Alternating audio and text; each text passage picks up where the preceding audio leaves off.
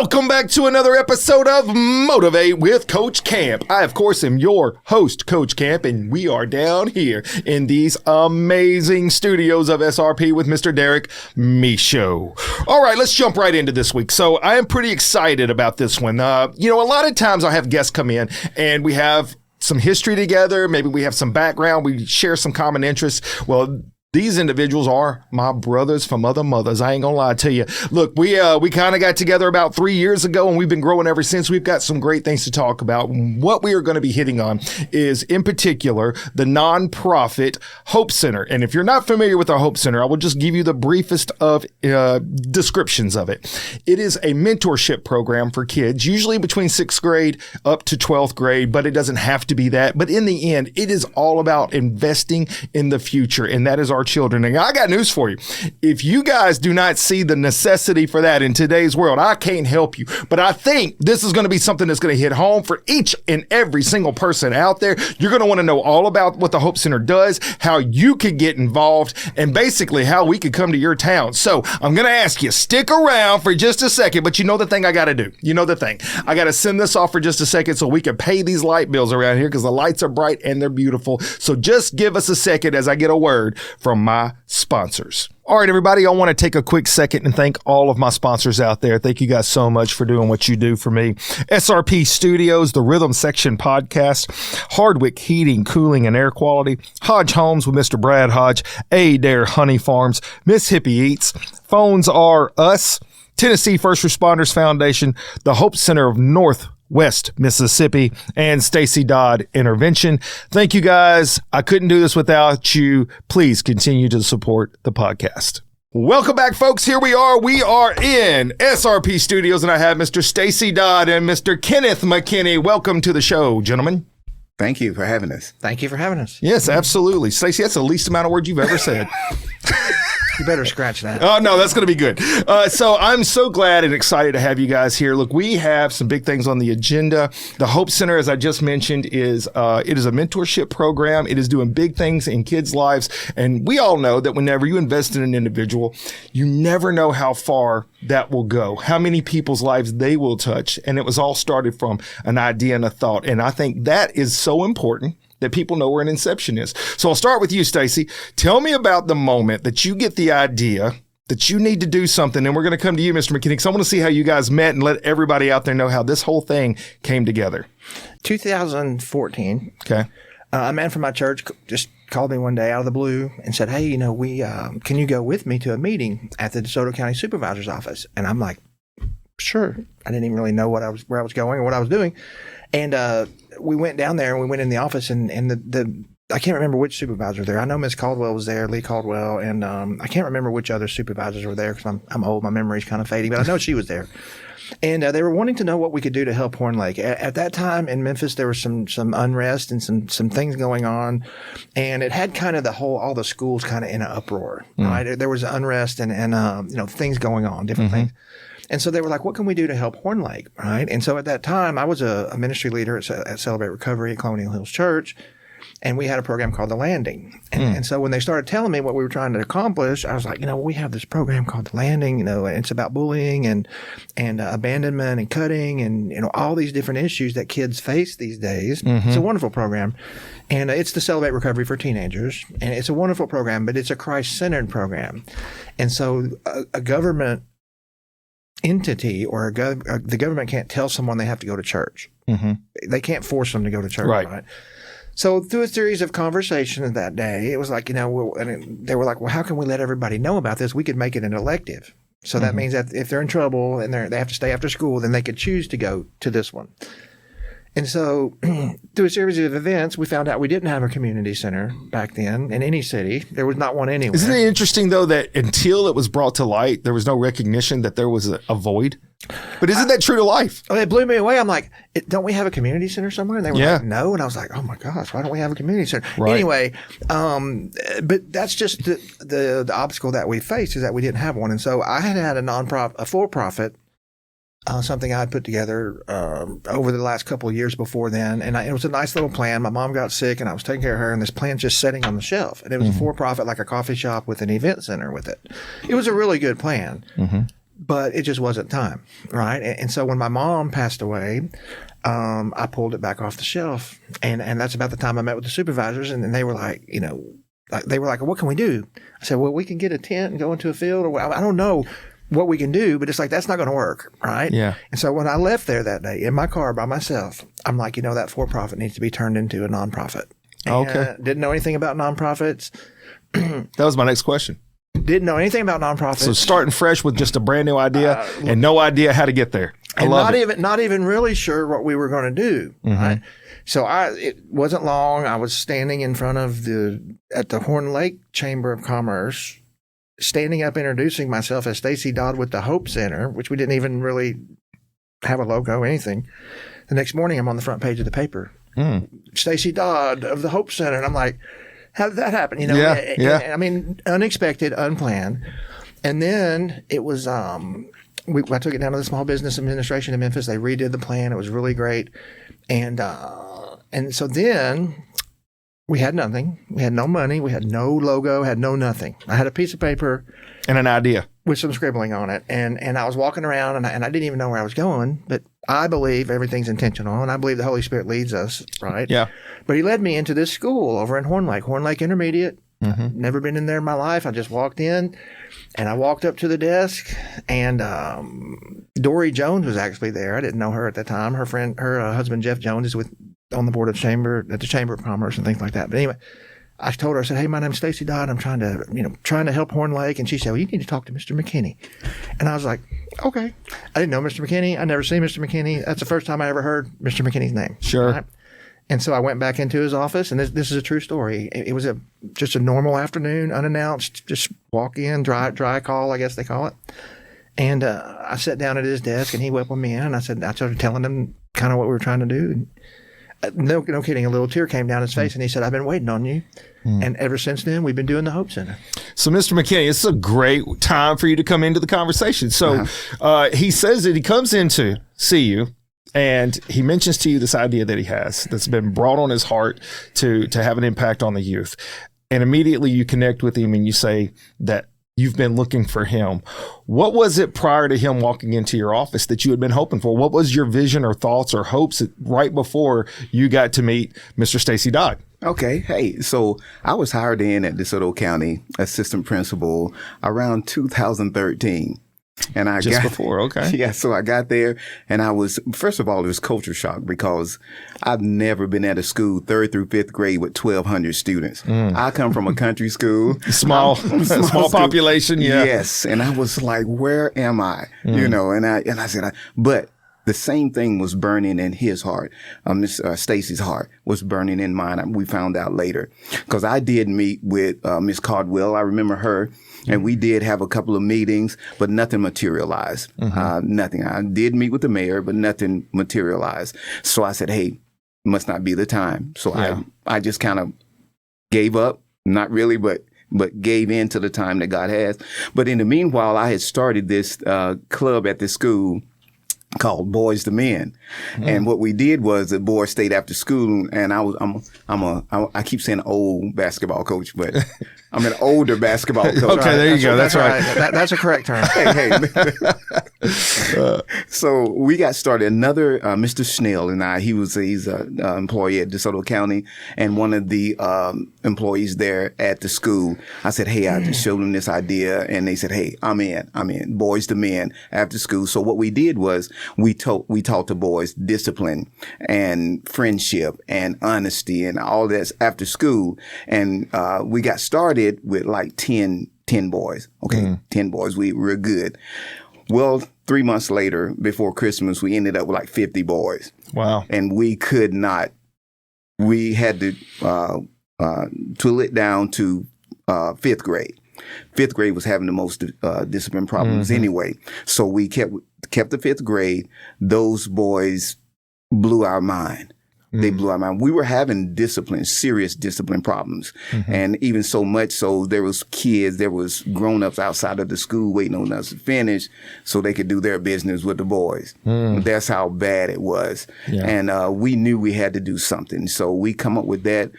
we found out a way that it could be saved. The parents were there and all of that. And, that went well, but that still wasn't what I had in my mind as, to deal with the issues that we had of, kids going to and stealing and breaking into things. So, I was sitting in my office one day. I had kind of just gave up, like I said, gave in. And, they said, we have a guy named Stacy Dodd want to see you. I was like, okay. I'm good. You know? Yeah. And Stacy came into my office and started talking. I was overwhelmed. I'll just go ahead and tell you. I was overwhelmed. My heart desire was in every word that he was speaking. Every word. All the kids, the mentoring, everything that he mentioned was just overflowed in my heart, and it came out through my tears. And I said, this got to be it. Got to be it. And sure enough, God was very intentional. Yeah. I've seen Stacy sacrifice so much for this vision, for this mentorship program, the Hope Center. It is incredible. I'm forever in debt to watch a man of God just blaze the trail for this to be happening right now. Yeah. Some things both you guys hit on right here that I want to make sure I put stars on, because when conversations take place, obviously it's a free flow conversation. None of this stuff is scripted. I have some questions over here, but in the end, I want to get the passion and the thoughts and the feelings coming from my guest. And the first thing that I pick up on from both of you guys was that you both had a calling, a feeling within you to take action. How many times, and this is going out to all the listeners and the viewers across the world, is how many times have you felt like you were being called to something, but because you didn't know how to start or where to start, you never started? And really all you have to do is take the first step. You don't have to know where you're going. You don't have to have anything figured out. Trust the calling, because you know that if you are being led to something, that it is bound to be successful. You just have to have the faith to take the first step.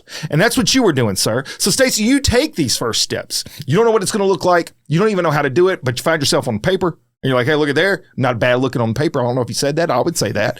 And then you say yourself, I'm like, I'm going to do this thing. I'm going to do Boys to Men. I'm going to make this thing happen.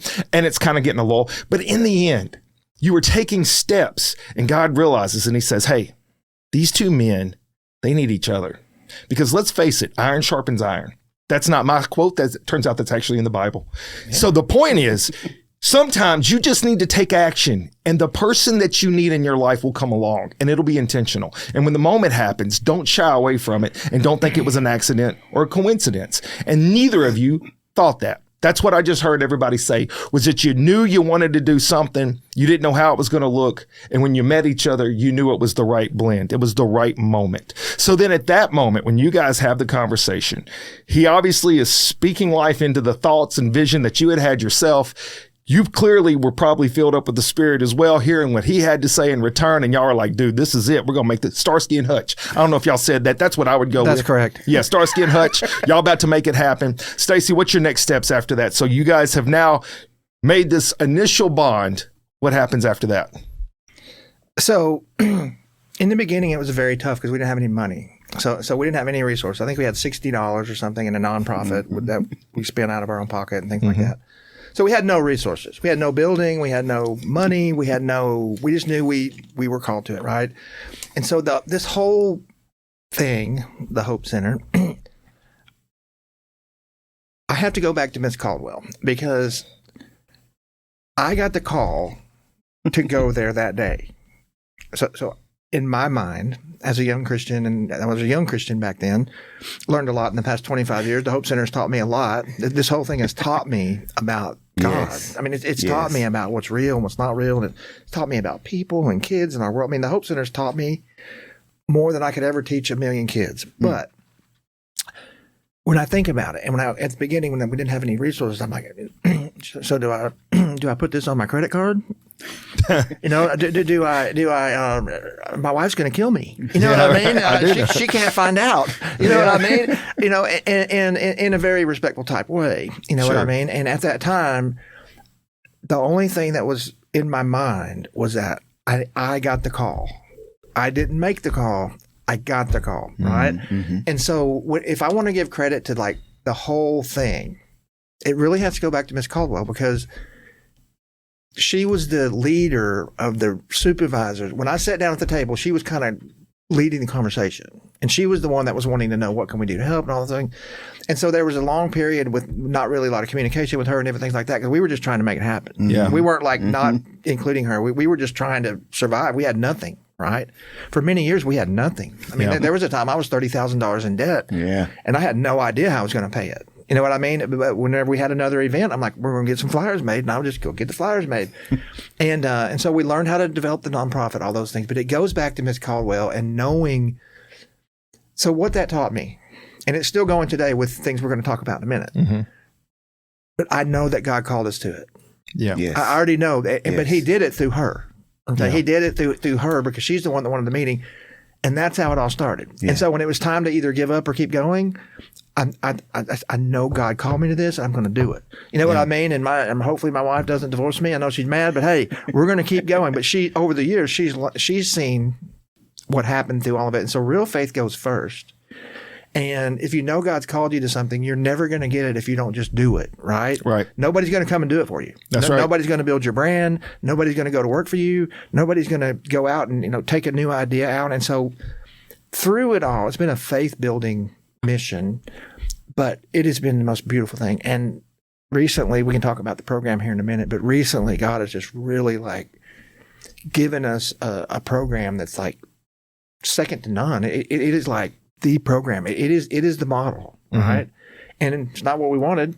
I've got a picture of me on January 1st in 2015 standing in front of Horn Lake Water Tower on New Year's Day on the newspaper. Yeah. Holding a piece of paper, asking for land, right? God didn't want us to have land at that time. I think He may now, but at that time He did not. Sure. So we had this plan, but it wasn't His plan. Yeah. And that's kind of the story of our lives, isn't it? Yeah, I think it is. So often we will take a step in a direction, and when that thing that maybe our heart's desire was, but it wasn't His desire, doesn't take place, I think it's up to us to understand and recognize that it's not a punishment. It's not being deprived of something. It's an adjustment to the direction you're supposed to be in. And when you have true faith, it allows you to be able to see it that way. I've known too many people over the years, I know everybody has, where anything that doesn't go the way that they had it planned or they thought it should be, then they're a victim of something. And that type of mentality will always limit you from the potential you actually do have. You have to be able to let go, as they say, and let God. And that's where the faith comes in. And so when you do have that, when the doors open, that you need to step in and be sure of yourself that this is the direction you're supposed to be in. And sometimes that's easier said than done. Faith is the belief in something that is not tangible in front of you, but the fact that it could be next. And if you have the true steps that is in line for you, those things will come to fruition. And it doesn't always mean it's going to be in that moment. There is a thing about being too early. I'm not going to, I don't want to distract from the conversation, but just being able to relate to some of this as Coach Camp came about, because I was not thinking to myself I was going to be this entity of a speaker and all this other stuff. My students just kept impressing on me that I had a gift in a certain area. And I'm like, I don't see the gift, but they did. And I said, you know what? Maybe they're being told, in my opinion, this was my faith, my vision of it, was that maybe I am being led to a place that I'm supposed to be. So maybe I should take action and see if it works and see if that's the thing I'm supposed to do. And that has led me to so many other doors opening, you guys being a part of those doors opening, of being able to make relationships with individuals that have had such a massive impact on me, my life, my family's life, and now my friends' lives. So making all that known, here it is. You're trying to figure out what it is to do next. How do you start to gain kids, and how do you build the Hope Center as a model? Because, it started out with two guys with a heart and a desire to make something happen for the community, because we all can admit kids need positive mentorship. How does that start to develop, and where do you get the kids from, and where do you get the model from? Well, before we go there, I just had a thought on something that we just said. Okay. Fear will paralyze you. Yes. Fear would cause you to believe something that's not there. I learned this about 25 years ago, 30 years ago. Don't say how old I am. 35 years ago. 85. And it's false evidence appearing real. Sometimes we make up things that are not there. Yeah. Sometimes we go into things like we're going into it by ourselves. That's where fear comes in. But faith shines the light in the darkness, which is called the thing that we walk in is a light. And fear it disappears in the light. And so if somebody's out there that's thinking about going into something, don't let fear, which is false evidence appearing real, stop you. Once you do it, like you were saying, that's all it takes. Probably the most aggravating, agonizing thing before you do something is before you do it. Sure. The fear of the unknown. Absolutely. Yeah. All these thoughts going through here. So once you actually do it, you'll finally figure out that God has people, places, and things in line if it's his will. And some people get daunted or distracted by this too. Just because God called you to something don't mean it's going to be a bed of roses. True. There's going to be opposition. The process is where the foundation is built. Absolutely. If you're not willing to do the process and go through all the trials and tribulations, you're not ready when the success comes. And I have found that to be true in so many walks of my life. And the other thing that you just said there, that when the light appears, the fear goes away. And we could think about that as a child, just relating to a kid in their bedroom and they're scared because there's a monster under their bed or something. And the parents come in, they flip the light on, and what happens? The fear goes away. And I think that is so true to life. Absolutely. Follow the light and the fear will start to dissipate. So now back to the point of, because that's great. I'm so thankful that you added that in. It was really good. How is it that you guys start to build this idea into something tangible? So I think we wanted to get the kids together. We wanted to have somewhere for them to come, safe, somewhere that's they're going to be encouraged, somewhere it's going to be positive, somewhere it's going to be around people that would tell them the right things to do and not be so rigid that they couldn't do anything. And so we found out that we had to, at the time, we needed a place to do this. And so we got with DeSoto County and Mr. Usselton, and he was so wonderful to us to allow us to go into schools. And the first one was at the school that I was at. So the principal was all in. She knew that it was the time. She was on top of it. I can't remember the principal's name. Miss Rosie King. Miss Rosie King. Yes, that's amazing. Miss King, I'm sorry. But yes, she was amazing. She has a heart for Horn Lake and all people, but especially Horn Lake. Yeah, sure. And we came in and she said, open door. She said, when y'all want to do it, how you want to do it. She said, let's do it. I love it. And so that's when we had the Harlem Legends. We also had Tim Flesner. Yes. John Maxwell. Yes. Oh, okay. Yes. Okay, yeah. That has been such a tremendous help in the resources that we've had. That Harlem. we had the Harlem Legends come out. They're the retired Harlem Globetrotters. Oh, nice. It cost $8,500 to get them. What? But we were broke, and we did anyway.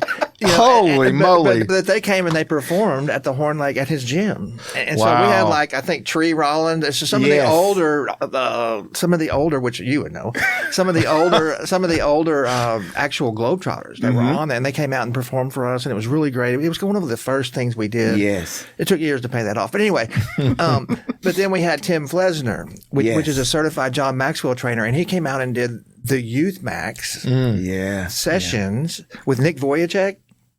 The guy that has no arms and no legs. Oh, yeah. So he was on the video, and the kids were out there, and we had all the video, and we did a Youth Max leadership conference with the kids.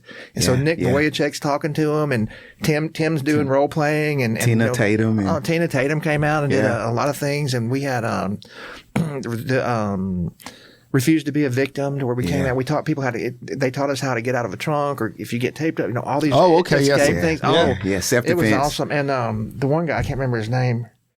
He was like Rambo. He was like the guy that goes into other countries and kicks a door in and rescues kids. It's like a Navy SEAL on steroids. Absolutely. Yes. Yeah. And so all those things kind of transpired over time, but I will tell you how scary it was. There was a time when we had a Saturday event over at his school, and we didn't have a lot of time to market it because we were both working full-time jobs, and we were trying to do this thing on the weekends and stuff.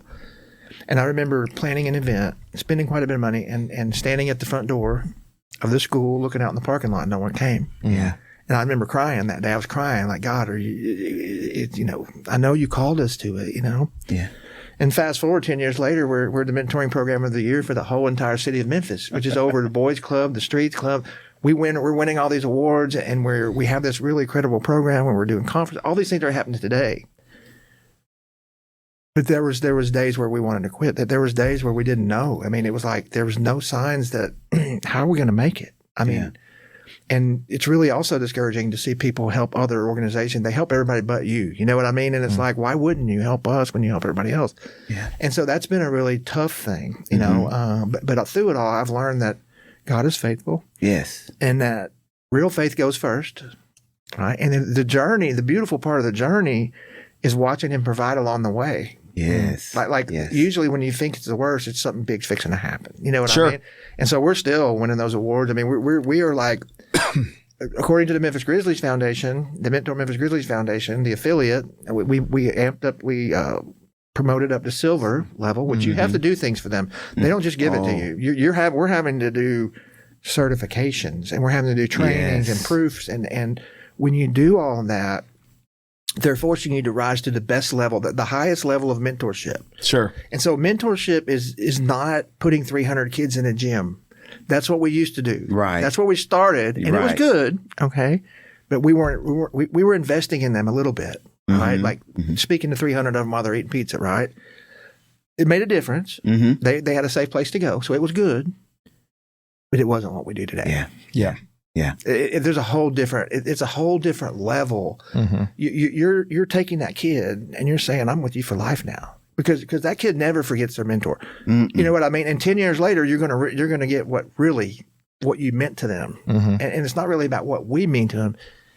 It's how it helped them in their how we invest in them. It's never about us. Yeah. Sure. It's always ultimately about God, but it's about that kid. Right? Yes. And so 10 years later, when that kid's public speaking and he gets on News Channel 3 and says, I don't know what I would have done if I didn't have a mentor. And you're like going, I never knew you felt that way. Yeah. Isn't it funny how that works? Yeah. But in that case, God sent Mr. Eric Williams, the COO of Brown Baptist Church, into our lives that ended up being that. You know, I mean, God is so intentional, man. I mean, He is so precise and intentional. Yes. When we're walking in the Spirit, not using drugs and alcohol and all those other things. When we're walking in the Spirit, surrendered to Christ, and we have the Holy Spirit leading and guiding us, it's a skill. It's something you have to learn. Okay, how to be obedient and how to surrender and how to not control. But once you're in it and you start recognizing it, it's the greatest thing ever. And I think the Hope Center taught me that all the way back to Miss Caldwell. Yeah. Rory Ray, that helped us be an affiliate. Miss Tiffany, the Grizzlies. The Grizzlies trainer that is she's our mentor, right? Yeah. But we love her. You know, she came in our life and she was like, we were doing role playing. We're like, we don't want to do any more role playing. You know what I mean? We're not going to do role playing today, please. You know,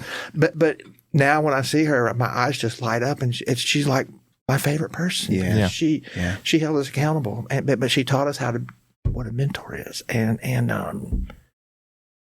even till this very meeting right today. The way he led us to you, the way he led us to Rodney Hall, the way he led us to Pastor Orr, to Sheriff Tuggle, man, has been the big boy that came in. Sheriff Tuggle is the bomb.com. Sheriff Tuggle. The bomb.com. Sheriff Tuggle is a real man. He is a real person. And he does what's right. He's talking about, we leave all that drama out. We do what's right. Yeah. If it's right or it's wrong. Yeah. But anyway, all the way to all of them today, the way he leads us to people, even to right this very second.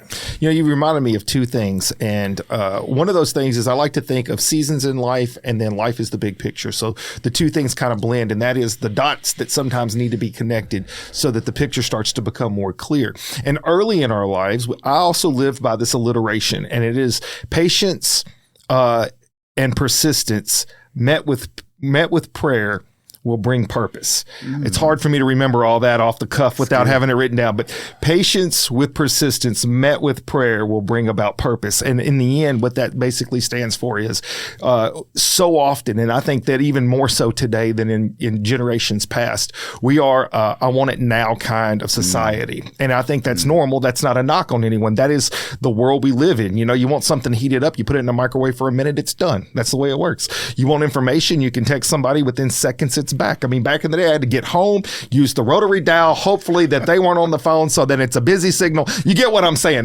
Before that, you had the walkie-talkies, you remember. So, yeah. So my point, gentlemen, it's always fun. So my point is, though, I think that when you can take a step back and take a deep breath and recognize that the process is the important part. The things that you're learning along the way is going to prepare you for the other things that are coming your way that you don't even know about yet.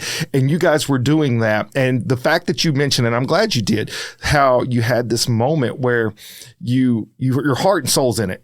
And, it's hard to guard our human emotions sometimes. And you don't see kids showing up on that Saturday. And it's crushing a little bit. Or maybe even the fact of what you mentioned that, what you're doing matters and it's so important, but other people can't seem to see that sometimes. And so they don't jump on board and want to help you. I can understand that because even in this capacity here, I can remember when I started, and it's been, by the way, I just looked it up.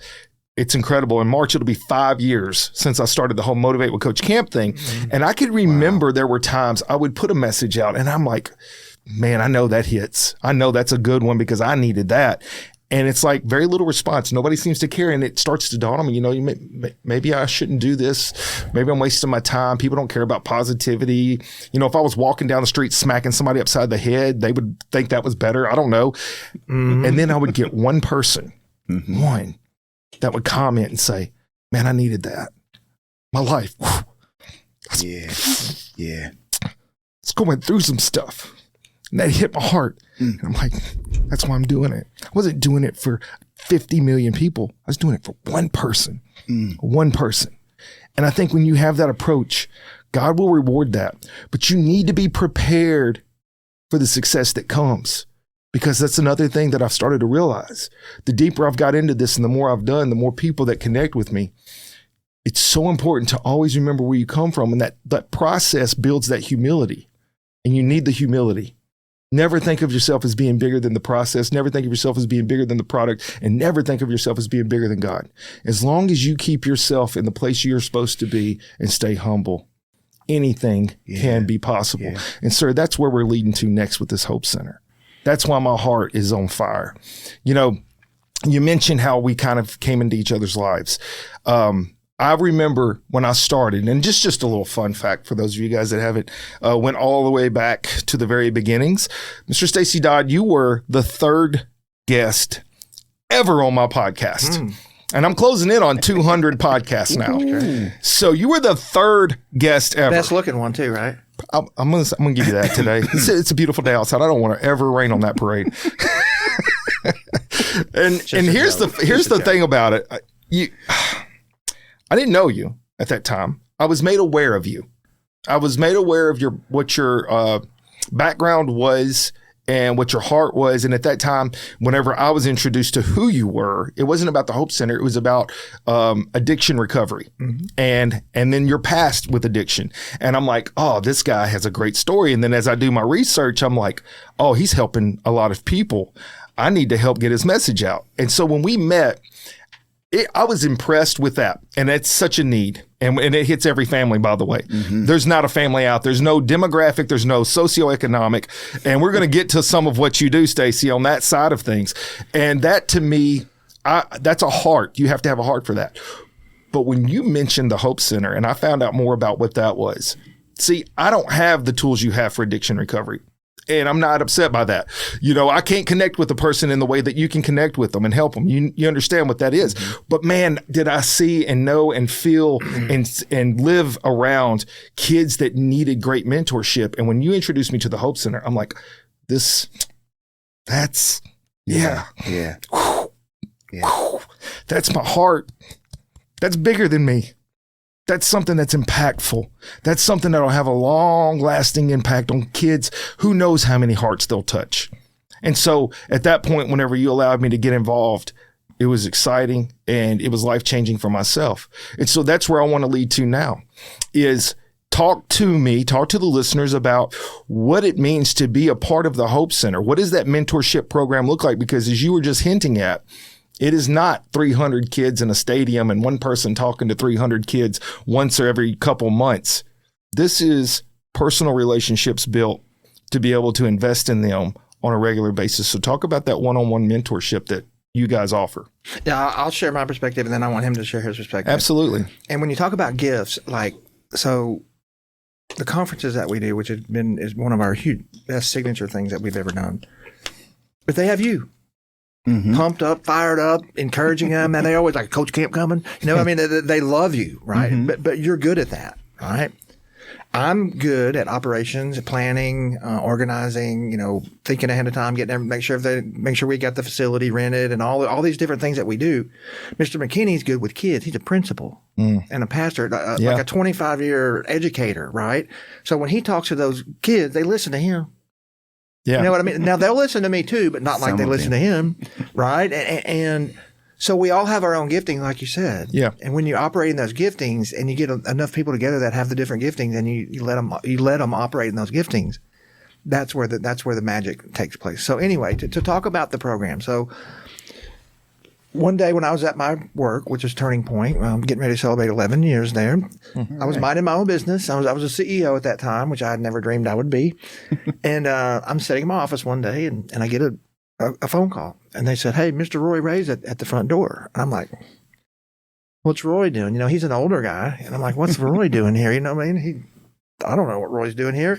He's a retired Army colonel, incredible man that was deeply involved in the Rotary. Okay, and I had met him through Verena Hopper, which was huge in our early days. She was the executive director at the One Lake Chamber, and she believed in us when no one else did. Yeah. Her and Don Jones from Northwest Community College in Belhaven. And Pastor Orr. They were the three that really, from Brown Baptist. So Brown Baptist, Belhaven, and the Horn Lake Chamber. Those were the three initial people that believed in us when no one else did. So God led us to them too. But he walks into my office, and he sits down, and he said, "Listen," he said, the Rotary, it was the big Rotary. It wasn't just a city Rotary. It was like a regional Rotary. And he said, "We're looking for programs like yours to become a Memphis Grizzly affiliate." And I'm like, "Oh Lord," you know what I mean? And I'm like, and he's like, "You okay?" I said, "Beautiful." Yeah, right. Just like Pastor Orr when he helped us the first time. He didn't pray about it. He didn't ask permission. I didn't call Mr. McKinney and say, "Hey, what are you thinking about?" I said, "Yes, sir. We'll take it." Yes. And I promise you, at 8:00 the next morning, I received an email that said you're a Memphis Grizzlies affiliate, or it was the email to sign up and do that. So we were a bronze affiliate for the first 7-8 years because we were both working full time. We couldn't commit full time to the Hope Center. We didn't have it. We just, first of all, we weren't planning. We didn't know what was happening. Second of all, we had responsibilities, right? Right. And him being a principal of 1,200 kids, and me having all 100 addicts in the building, it was very busy. Once my role changed within the company, and I got to go to some more Grizzlies trainings.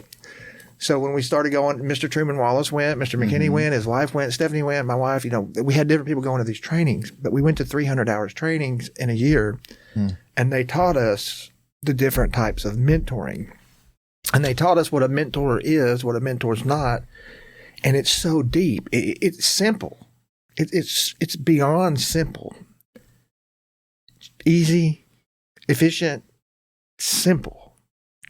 But if you don't know that, you don't know. You think it's this. I'm tutoring for math, and I'm doing like.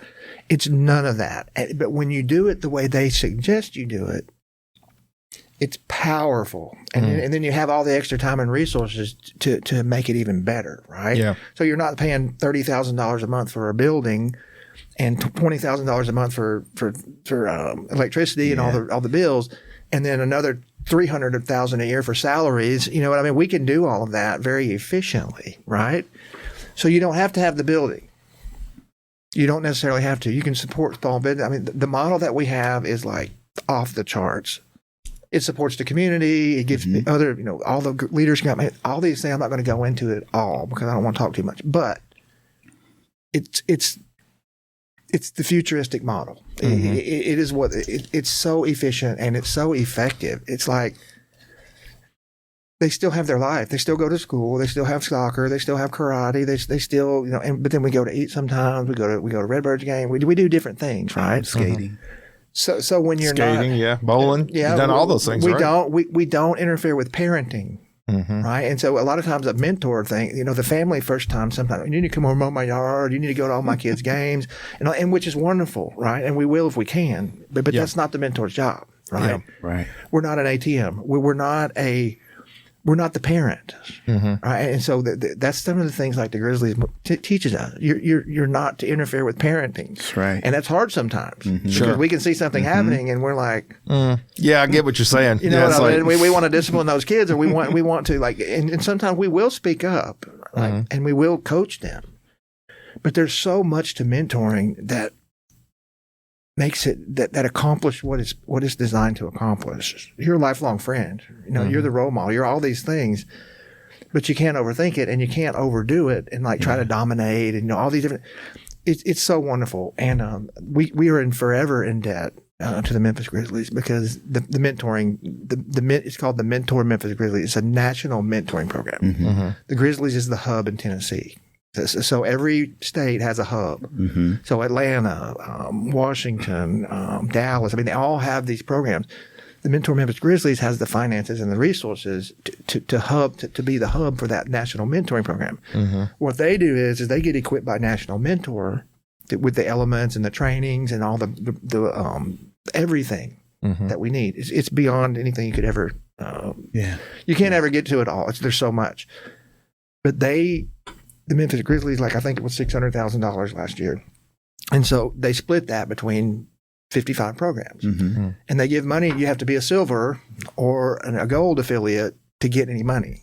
And all that's from levels of training, right? You get each level. You have to have your program handbook. You have all these different things. You have to have all of that. And so you're held highly accountable for what you do. But when you do that, you can use their logo. You can go to their training. I mean, they equip you for success. And so the Hope Center now is on the same level as the Streets Ministries, as the YMCA, as the Boys Club, something we were jealous of. I was so jealous. I was like, man, I'd look at those logos and I'd be like, man, I wish the Hope Center logo was up there with this. You know? And last year we won the award. 2024, we won over all those programs. We were chosen because of our investments in the trainings, and we made our own program manual. I mean, we have a program. It's on the website. We have it's really, people would never believe what all we have because no one really spends any time learning what we do or what we have. But it's developed into something. So I want to turn it over to him right now. I just want you to know that it's there's so much to being a mentor. But it's really so simple. Yeah, it's the one-on-one process is the thing I think that really connects with the kids. But then also, before you take over here, is the fact that I want to hit on something you mentioned, which is you're not being the parent. But I think that there's a lot of validity. I think most people, I can't speak for everyone, but I think most people would agree. You could say something to them as the mentor, and they will hear that a lot quicker than their parents saying the exact same words the exact same way. I can't tell you how many times that I've said something to my kids and it was like I'm speaking a foreign language. And then you, Mr. McKinney, maybe they've never met you. You walk along, you tell them the same words and they're like, oh, that makes some. I'm like, what is going on? Who is in? Let me just tell you something. Let me tell you something from addiction recovery. People that are active addicts and alcoholics, they never listen to their family. You are the enemy. You don't know anything. And they find out later in life that their family was their only friend, right? The real friend, right? But total strangers can say things, and the people just don't like listening to their family, especially teenagers. I'm going to go with that as well. Teenagers in particular, yes. So give me your take on things here with the mentorship, and then how the Hope Center goes about their business as far as bringing in the right people. Because let's just be honest about this: you may have the right heart, but not the right coaching skills, and without some of those coaching skills, it may not match well with being able to be a mentor. So give me your take on some of the mentorship process and where you see the Hope Center at. I have so much running through my head. So there's different ways that we identify mentors. Some is just by us meeting, we hitting it off. Some is by our history that we have. There's different ways to match our mentees with mentors. And you're right, just because, let me say this. Your heart is one of the greatest things that you could have going into, because you can train. I can learn knowledge. Sure. But if I don't, the same thing with a teacher. I can, you can teach, you can train a person. That don't mean they can teach, because you got to have a heart to teach. Yeah. Times get hard, times get difficult, and you have to be able to handle that too. That's what we want our mentors to do too, be able to handle difficult things so we can teach our mentees. But you said, I want to go back to something, circle back around to something Stacy said. If you listen to that interview with that young man that was on Channel 3, he said it wasn't what they gave us. It wasn't the food. He said it was his heart. That's what he remembered. It was his heart. We didn't know what we were doing, but what we did know, that we had the heart of God to do what we were trying to do. And that's when people, and going back to the word of God, you know, and these two men was walking with Jesus on going back somewhere. And when Jesus left, they said, didn't our heart burn? Did you hear what he was saying? The love that he was showing us in his words. They remembered. They didn't remember the healing that he did. They didn't remember. They remembered the words from his heart that he said. And that's what sets the Hope Center apart. And I know a lot of organizations, they do things with heart. And I'm not talking about other organizations. I'm talking about the Hope Center that I know. Our heart, our whole heart is in it. And that makes the difference. That's what draws people in. It says, with love and kindness have I drawn thee. And that is a true fact with the Hope Center. Yeah. People are drawn to it because of the love. We're not trying to be anybody. We're not trying to compete with anybody, compare to anybody. We're trying to do what God called us to do. And that's to love those young people into their future, into their potential, into whatever they are supposed to be, called to be, designed to be in their life. That's what we want for them. Yeah. No personal agendas. Absolutely. Yeah. Absolutely. Yeah. You reminded me of a quote by Maya Angelou. Do you know the quote I'm going to say? There's running around in my head. Yes. So she says, and I hope I don't butcher it, but it's in this context, and that is, people will often not remember what you say, and they will often not remember what you do, but they will always remember how you made them feel. Absolutely. That's it. And that is when true. When he said that, so that was 10 years later. He was a little kid. Yeah. That's what stayed with him. Dancing at our first dinner. Yes. And we got no money. Yeah. He had a bow tie on. He was singing and dancing, little kid. Yeah. There was 4 of them. They were so excited. Yes. Yeah. Yes.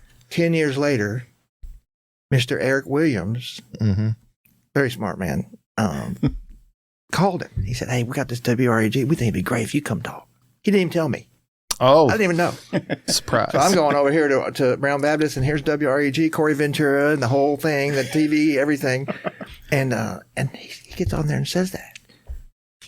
Yeah. He said, it wasn't the food. Yeah. And we think, they love the pizza. You know what I mean? Or that. No, he said, and through a series of events, he said, it was his heart. So that proves my point about what I'm talking about. We can go do a conference that's coming up, right? And we can, Pastor Orr can speak to him, Sheriff Togan can be there, you can be there, we can do all those things. You don't know what they're thinking and what they're feeling until later in life. And so when a word comes out of the child's mouth like that, 10 years later, unprompted, unasked, it was his heart. Sure. That's the treasures that money can't buy. That's the most powerful impact you can ever have in a person's life, is whenever they say something that's prompted by God's Spirit without you asking them to say it. It just comes out naturally, and you're like, they were listening. I mean, they saw it. Yes. They noticed, and that's what we want them to see. When we're getting older, they're already taking over. Yeah. And, but that's what we want. That's why we're doing this. Absolutely. We're not doing this for money. We're not doing this for fame. Right. We're doing this so DeSoto County has that thing that Miss Caldwell asked us to do. Yeah. Sure. It's funny. Just talking about how you invest in someone and it stays with them, because, just so everyone knows, and I'm sure many of you out there know, this person, Nakobe Dean, which plays for the Philadelphia Eagles, was also a mentee back in the day, and had some time with the Hope Center, and it never left him. And when he got older and got into college and was playing for Georgia, winning a national championship, and then going on to the Philadelphia Eagles and winning a Super Bowl, he never forgot where the Hope Center was and what they meant to him, and invested back some of that money, and then came and spent time with the kids, just signing autographs and being a place where, it's like, wow, this guy's a superstar and he's over here hanging out with us. It really makes them feel special and important. So what you're saying, it really does transcend all the rest of life. It becomes a part of that person and it stays with them forever. And I do believe that, it may only be one moment. I don't think it always has to be like a series of things. It could be one moment, one thing somebody said or made them feel a certain way, and then they find the value in themselves, and that just carries on throughout the rest of their life. It absolutely can happen that way. And so you mentioned this. We're going to go to it now. We've talked about the conferences. Now, for those of you that are not aware of what the Hope Center does with conferences, correct me if I'm wrong. We're going into our third year, correct? So we've done 2 years of conferences. 2026 will be our third year of conferences. And how this started, and I remember this. And so if you don't mind me sharing. No. So I like to talk sometimes too. Excuse me. So I know, right? It's weird. We met at Starbucks in Hernando. I don't know if you remember all of these things here. I remember everything. It sticks.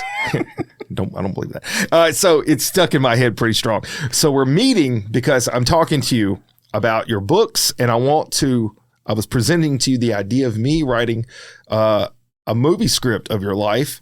And we walk out to the car. And you caught me completely off guard. You break out this poster board and you're like, look what I've got an idea of. And you're like a little kid on Christmas morning. And you're like, look at these pictures. And it's got like 8 people's faces up there. I'm one of them. And you're like, we're going to do a conference and you're going to come and we're going to speak. And it's going to be like all these different mentors. And I'm thinking to myself, how in the world did you pull that off? How did you get all these people? And then from first year to the second year, now going to you've had mayors and congressmen and judges, and then you've had preachers and business owners and like all of these entities. The best of the best. The entities of communities, they're coming and sharing positive words, great mentorship, and definitely Sheriff Tuggle. Don't want to leave off Sheriff Tuggle. And you've had the other sheriffs too. So, I mean, it's like not just him. It's the important thing I'm mentioning here is that we bounced around. You didn't stay once. We went to South Haven, Horn Lake, Hernando. You've spread it out. And then we went to Senatobia this past year. Here's the thing. These conferences started out as just an idea, and you had this poster board, and now it's grown into this thing where people are looking forward. Now they're anticipating and excited about it, and it's expanding and growing. Now, talk about this past Christmas I got news for you. If ever there's been a moment you drove a dagger in my heart, Stacy, you picked the absolute one day of all of December that I couldn't make it. But the kids did the conference. The kids were the speakers. Yeah. And that's what this whole conversation has been about, investing in the kids so that they become the next generation. So I'll start with you for a second, Mr. McKinney. Tell me about that experience of those kids getting up on that stage and doing the thing they've been a part of and watched for 2 years now. My goodness, it was incredible. It was, if I picked one word, it was incredible. It was awesome. It was anointed. Those kids were so excited about doing what they were called to do.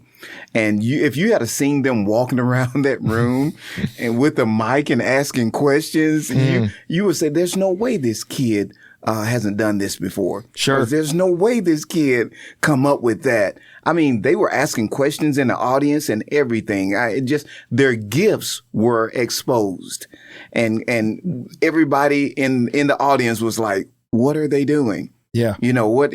Well, they had seen from the past. They had been there and they had learned. They were paying attention, and it was and the parents were beside themselves because they helped them prepare for it. It was just incredible. It was incredible. Yeah. Elijah Williams, which is Eric's son. When we first met him at the Hope Center, he wouldn't talk to anybody. Right. And before you know it, he's on the panel, the youth leadership panel, and he started talking. This last conference, when he was up there, he was a keynote speaker. He said, "I was born for this." I love it. You know what I mean? I love it. And it was just wonderful. But to go really deep about the conferences and where it came from and what the whole message is, with the whole meaning. When I was really young in my leadership, I never felt worthy of doing anything. I came from homelessness and I didn't go to college. And started with nothing. Started with a backpack. That's one of my first books, Backpack to the Burbs. I didn't have anything but a backpack. That's not exaggerating. That was all I had. And when I started working at, I went to that warehouse for 11 years. I got an award there for 10 years. But then when my mom passed away and I went to work at Turning Point, Mr. Bobby Scott hired me, which is the greatest therapist in the world, I think. But he hired me, and within 3 months, I got an award. I won an award. It was a glass award. It's really nice. It's got a globe on top. It's a really nice one, right? Yeah.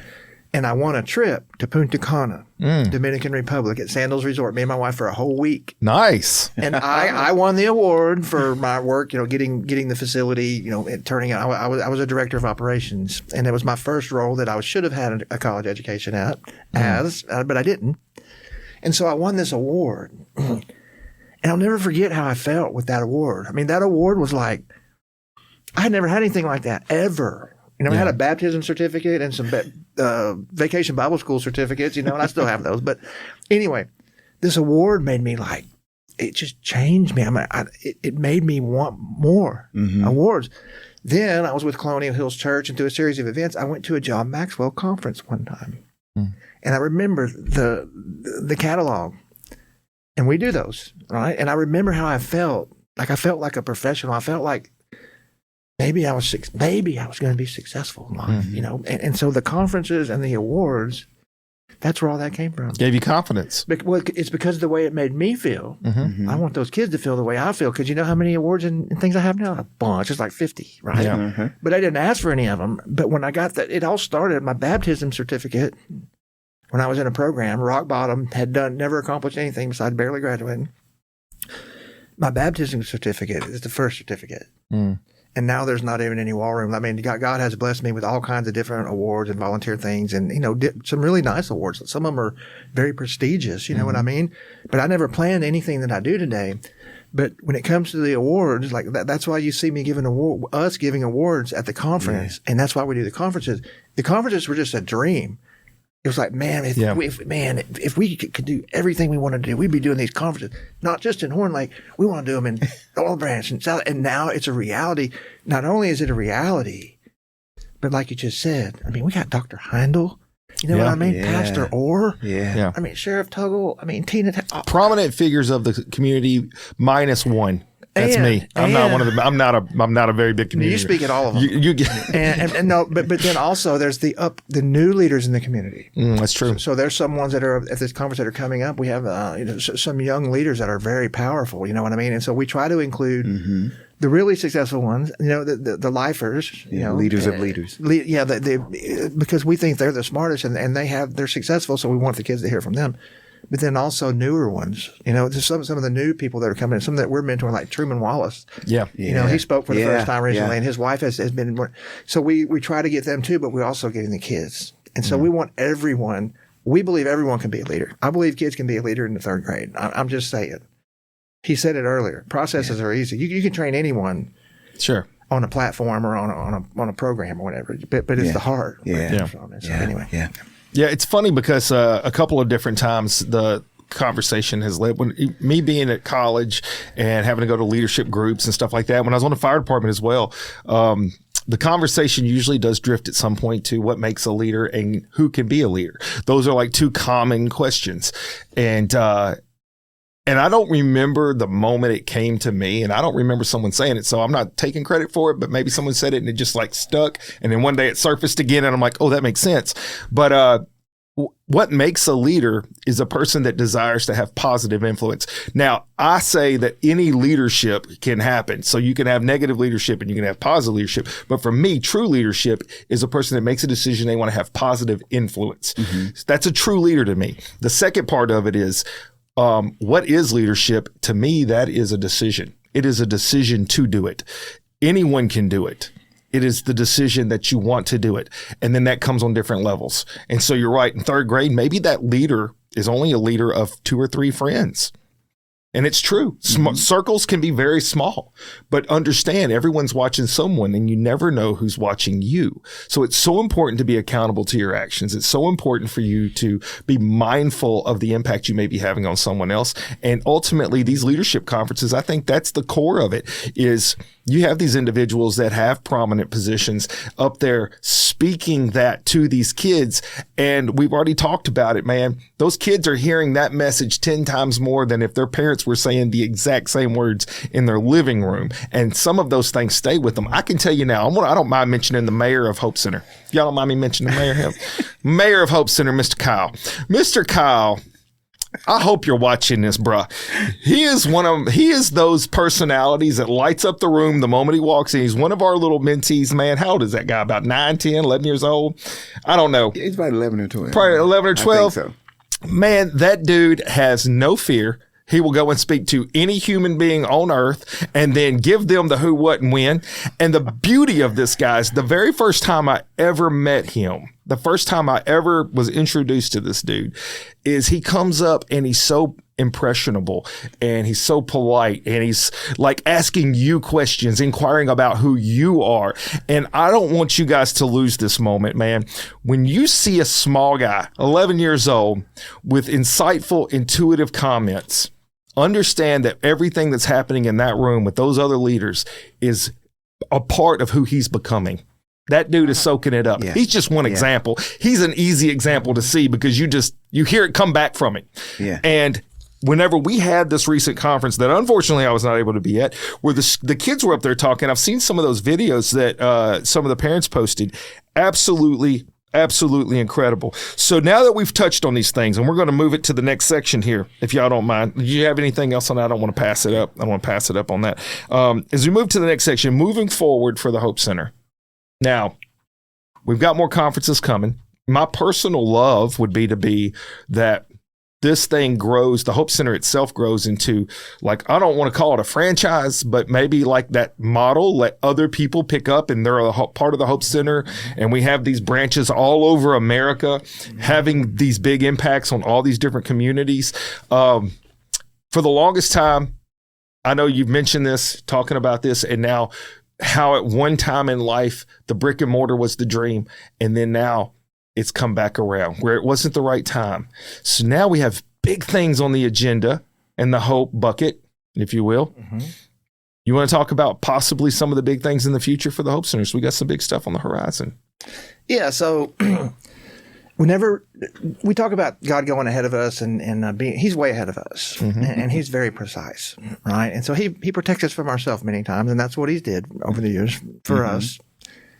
And so now that we have the model and we know what mentoring is, and we have the team and we have the structure and we have all of our everything that we do, it's solid and it's in place and it's easy. It's very simple, mm-hmm. right? But very powerful, right? So now that we have that, God has given us a new vision. Okay, a lot of it has to do with Trish Toomey, with Messina Media. That's the brains and the creative part behind all of it. But we have a big plan that we're working on now, and it's bigger than we had years ago. It's 10 times bigger, and it doesn't just involve us. It involves the whole community, and it's not a big gym. It's not any of that, but it's a lot of different things in one. And so we have been meeting with top-level entrepreneurs, if you will.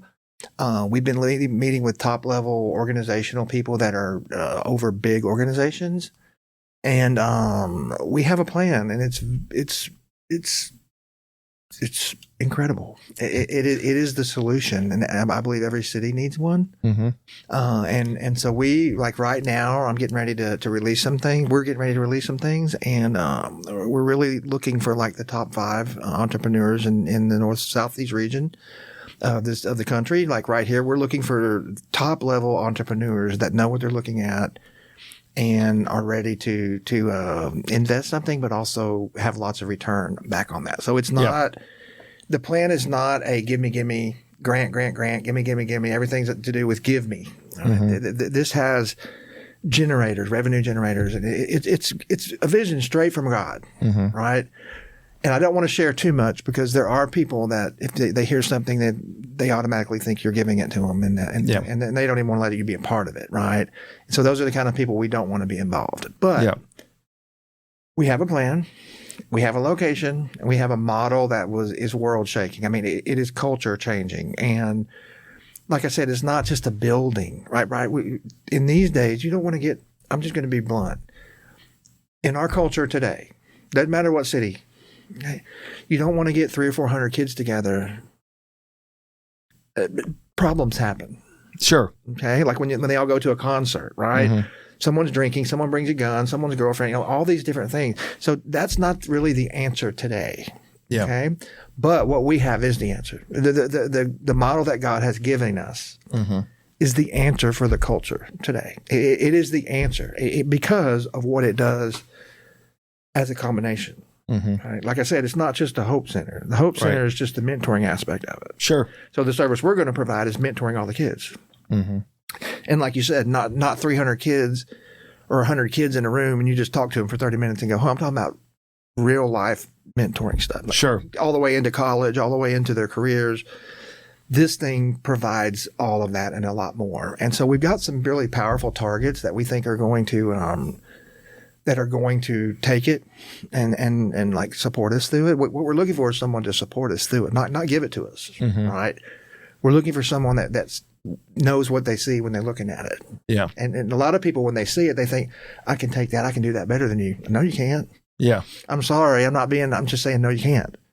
Because like he was talking earlier, the fire that the Hope Center has, our passion and our calling and the Holy Spirit within us, just right in this room. Yeah. We take that everywhere we go. True. Right? So if we go to Senatobia and do a conference, that fire is there. You know what I mean? It's the Holy Spirit. And a lot of people can say what they want. It's the Holy Spirit. You know what I mean? And because you can argue with Scripture all day long, you can't argue with that fire, right? And that's why our logo is the fire, right? But so this is something that's very, very big. We are looking for people that are open-minded, that are not wanting to take it and make it theirs. We're wanting people that want to join, be a part of the team. The whole thing. Yes. Sure. The reason the whole thing is so exciting is because it involves everybody. Yes. Yeah. It's not a political thing. It's not a city thing. It's not one individual anything. It's us. Yes. And us means everybody. Yeah. You know what I mean? And so as this unfolds, if anybody watching is an entrepreneur and wants to get involved in probably the most exciting venture of your life, God has saved the best for last. And we're not going to stop. If it doesn't, if someone does whatever they're going to do here, which could happen, and we're going to go right next door. I promise you, we don't stop. No. It's been evident. From day one, the process has been don't give up. Step by step by step, and persistence. That's a part of the alliteration that I use. So you have to be persistent, and then that patience part's the tough part for a lot of folks, including myself. So then, Stacy, here it is. We are definitely on the precipice of some big things happening for the Hope Center, but more immediate as this comes out on Monday, February the whatever that day is. Hang on a second, I'm gonna look at this up right now because I don't trust February the 2nd. February the 2nd. The February the 7th. That this coming up Saturday is our next conference. Tell everybody about where that's going to be and what they need to do if they want to attend, and maybe they want to bring their kids. So, this is going to be at the New Ranger Center at Northwest Community College in South Haven, the New Ranger Center, which is amazing. Beautiful. It's very nice. Dr. Don Jones, and Dr. Reed, really amazing men, like the coolest men ever. It's kind of funny. Dr. Jones was our founding sponsor of our first dinner where the kids sang 10 years ago when he was at Belhaven. Nice. Very interesting. But it's there. It's on Saturday, February 7th from 10 to 1. And, we always have free lunch. If anything, you ever come to the Hope Center, there's never a charge. Never a charge for family, food, whatever we do, we go bowling, skating. There's never a cost to the families. The whole family comes. You don't just drop your kids off. You're not dropping your kid off with me. Right. You maybe drop them off with him, but you're not dropping them off with me. I'm not losing your kid. Right. But it's the most wonderful experience you've ever had. We got some powerful speakers, Tuggle Orr, Dr. Heindel, Rodney Hall, Tina Tatum, April Armstrong, Twyla Davis with Tanger, and then Chantel Hibbler, which is the vice president of the South Haven Chamber. So really powerful lineup. Our next lineup will be kids again, and then we'll go back and forth. But all you have to do is show up. Yeah. The flyer's there, and I'll turn it over to Mr. McKinney, and he can kind of elaborate too. But just remember, everyone's invited. Yeah. Okay? Absolutely, everyone. What I love about it is that the kids get to hear real stories from real leaders, effective leaders, from leaders that have been there, been through something and still standing and being effective in the community. They're being effective with the ones that they're over or work with. And the kids get a real look at what it takes. There's going to be some struggles. There's going to be this. You got to make it through that. You shouldn't compare yourself. And the speakers do a fantastic job bringing these things out. Remind you, successful leaders, they get to tell the kids, hey, look, this is what I learned. And that is invaluable. That has not happened for years and years with generation from generation. You used to hand down knowledge and wisdom and understanding from generation to generation. And that's how kids were able to make it. That's how our kids were able to withstand hard times. But this gives that opportunity back to the kids. Hey, this is what you need to be persistent. This is what you need so you won't get depressed, or when you do get depressed, you know what to do, how to come out of it. See, because life is, you're going to be that in life. At some point in your life, you're going to be down. You're going to be in difficulty. You're going to be depressed. You're going to be this. You're going to be that. But there's ways out. And you hear that I made it, then you remember when you get in that situation, perhaps you've heard what I went through and what I dealt with and what I did, that you can make it too. And that excites me. From every leader, they're very real. And I like that about them. They allow themselves to be vulnerable. Yeah. Our one thing I want to reiterate. So the speakers at the conferences, they're chosen specifically. We don't just say, oh, this person's a politician. We want them. Or this person owns something. We want them. Or this person, is a pastor. No, they're picked specifically because they don't have an agenda. They love all people. For instance, Pastor Orr. Okay. Yeah. Pastor Orr help anybody. Yeah. That's true. He'll help you if you're from another church. Yeah. That's very kind of rare sometimes. You know what I mean? Yeah. Sheriff Tuggle. No agenda. Anybody. Real stuff. You know what I mean? And they all have their own style, their own leadership style, but they're all, like he said, very accomplished. You two men were specifically chosen. God led us together. Absolutely. But God chose you two and put you in the Hope Center family because of who you are. Not because of a perfect performance, because of who you are. Yeah. Right? Yeah. So we're there all the time. Whenever there's a Hope Center thing, us three are there. So when you see a flyer that has 8 speakers, well, there's going to be about 30 other speakers there too. Because Miss Debbie King will be there with the chamber. We'll be there. Truman will be. All of our different leaders will be there. Mr. Eric Williams and all. Every now and then we'll be on the agenda to speak, but we want them hearing from them. But they're specifically chosen because of their integrity, their authenticity, because they don't have hidden agendas. They're not up there trying to promote whatever they're... Right. They're not saying, when you get to be 18, make sure you vote for it. Right. They're not doing that. Or you should come to my church. Yeah. Right. Yeah. If you don't come to my church, we don't do that. We want them all to go to church. And if they need a church, Mr. McKinney's a pastor. We all have churches that we go to, right? Yeah. And we have plenty of churches for them to choose from, but we're not up there. That's not why we have it. Yeah. There's not an agenda. The only agenda is the Holy Spirit and love and hoping those kids don't make the same decision we made. I think one of the vulnerable moments that I picked up on several times, though, is what you're speaking of, is these prominent people that have reached different levels of success in their life.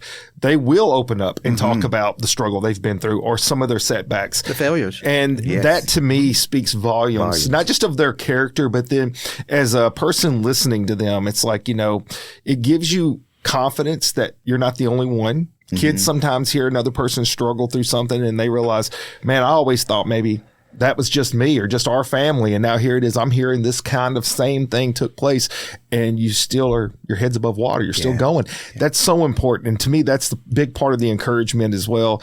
I know that this is the right thing in the right place in the right time. And you got to trust those things. And I know we're moving forward in a big way.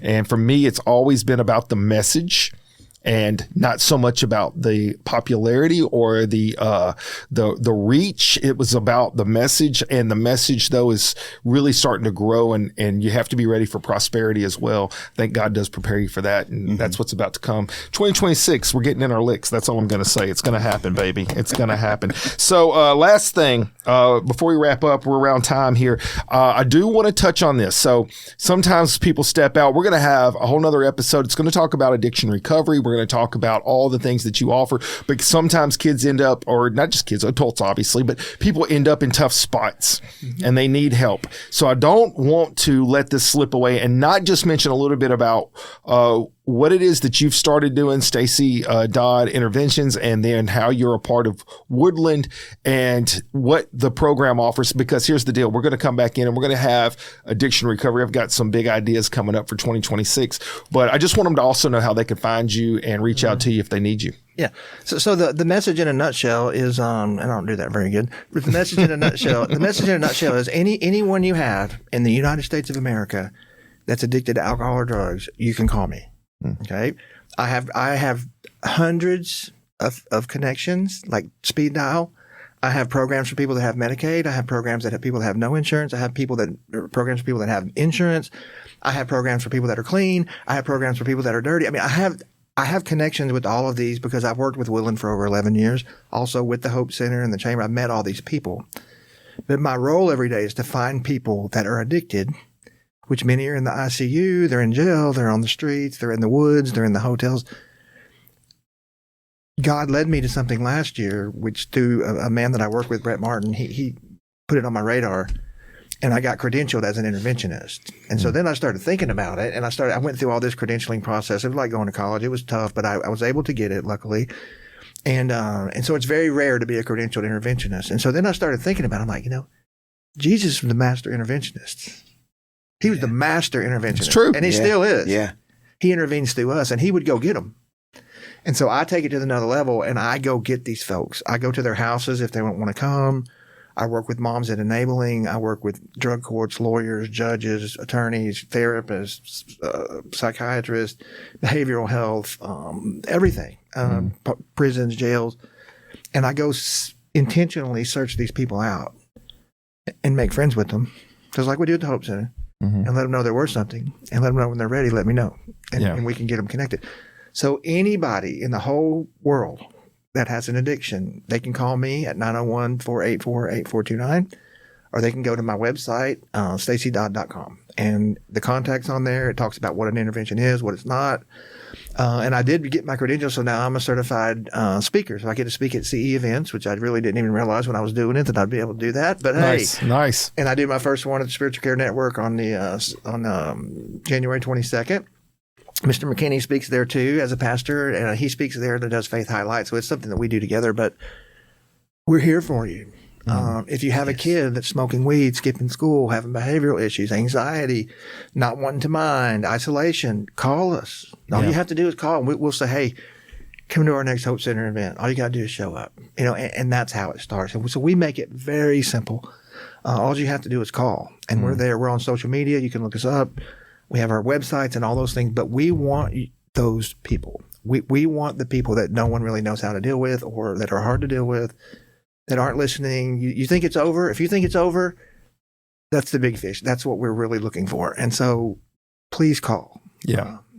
Okay. And so I'll put all those contacts in the show notes. Also, how could somebody get involved with the Hope Center if they wanted to maybe explore the idea of becoming a mentor, or just getting involved and getting their kids involved? Go to our website. That's one way to go to. And it has Be a Mentor on there, and you can sign up. There's a form. You can sign up, and it'll go to Trish Toomey, who's our great, person to get contact with the Hope Center, and she'll get that form, and we'll get you on the list and contact you, and you can go that way. Another way, just ask somebody. Yeah. Somebody's going to know about the Hope Center. Sure. Yeah. And I promise you, if they don't, they'll know somebody that knows. So if you just go on Google searches, do Hope Center of North Mississippi.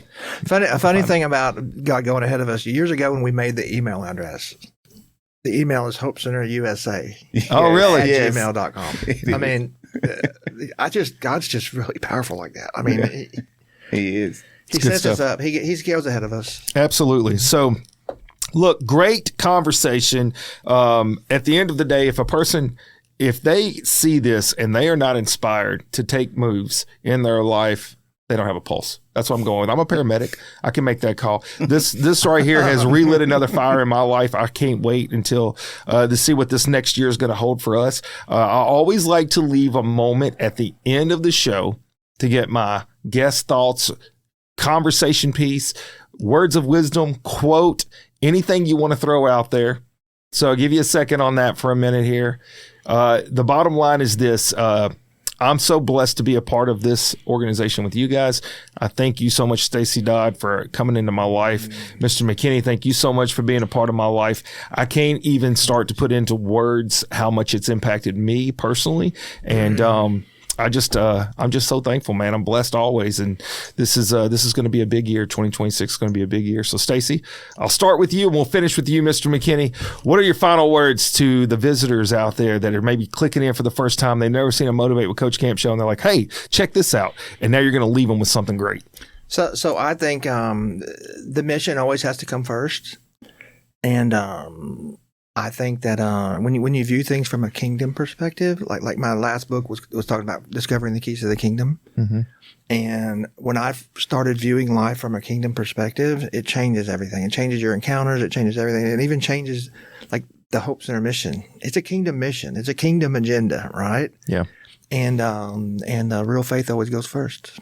Yeah, that's great. That is absolutely 100%. And that's what this whole organization's been built on, sir. Nothing but faith. Mr. McKinney, I'm going to leave the final word to you, sir. Well, it's one thing about technology. You can go right in and pull it quick, baby. I like it.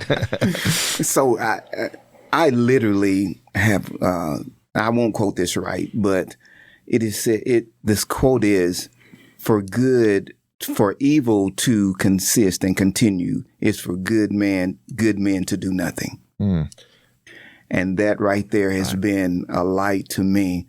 If you want something done, do something about it. Yeah. If it's evil or whatever it is, do something. Because good men are sitting back, they're thinking, they're planning, but you need to do something about it. Absolutely.